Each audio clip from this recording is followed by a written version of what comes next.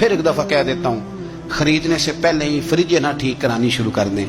देखो कुर्बानी की जो लोग इस्तात रखते हैं मेरे दोस्त, वो तो वैसे ही सारा साल गोश्त खाते हैं। अब तो कोई घर बचा ही नहीं। अब तो जो मिडिल क्लास लोग हैं वो भी हफ्ते में एक दफा गोश्त जरूर खाते हैं, और गोश्त का कोई इतना मसला भी नहीं है। अब मेरा ख्याल है सब्जी भी उतने की आती है जितने का गोश्त आता है। तो आप थोड़ा सा आगे बढ़े, थोड़ी ना आंखें खोलें। अमीरों के ताल्लुक अमीरों के साथ बन जाता है तो वो समझते हैं सारी दुनिया ही अमीर है।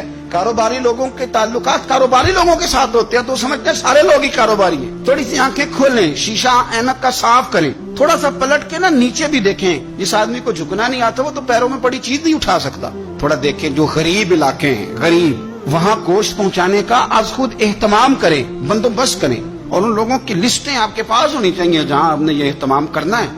बाकी वो जो हमारा तरीका है तोहफा देने और तोहफा लेने का कि एक प्लेट आएगी तो फिर एक प्लेट मेरी जाएगी, इससे थोड़ा सा निकल आए।